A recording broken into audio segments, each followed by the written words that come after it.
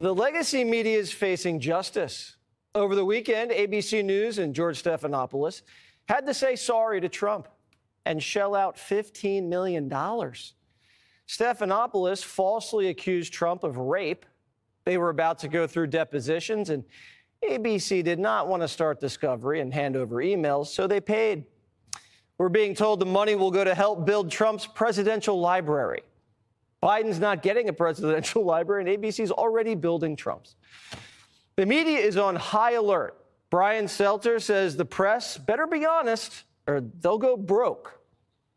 The media lawyers are worried about this. They're preparing for it. They are preparing their newsrooms for it with the expectation of more lawsuits, more leak investigations, more subpoenas in the months and years to come. But now, as you said, $15 million for Trump's future museum. I imagine there will be an ABC News Hall of fake news. You know, there will be some attempt to troll as a result of this.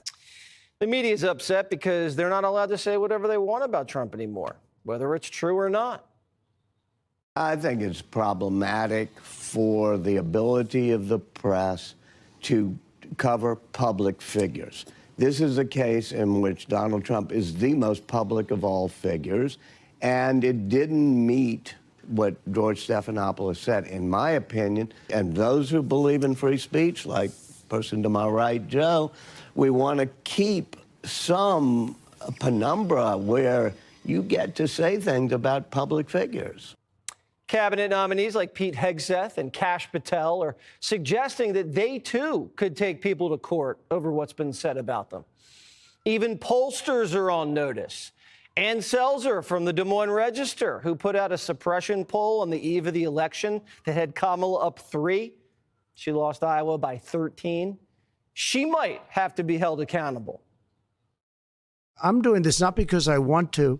I'm doing this because I feel I have an obligation to. I'm going to be bringing one against the people in Iowa, their newspaper, which had a very, very good pollster who got me right all the time.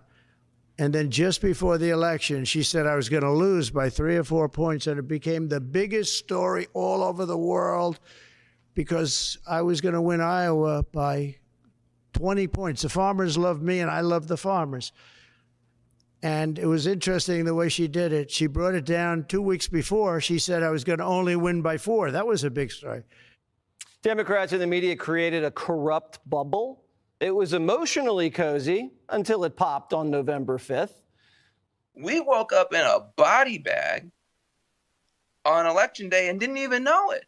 Why? Because we thought that because CNN, NPR, New York Times, all of the mainstream media was pretty much beating the hell out of Trump, that Trump was getting the hell beat out of him. The mainstream media is actually now, by the numbers, the fringe. Yeah, the fringe can't hold an audience after Comcast announced it was spinning off MSNBC, and now Warner Brothers is reportedly looking to spin off CNN, which is currently getting beaten by the Cartoon Network.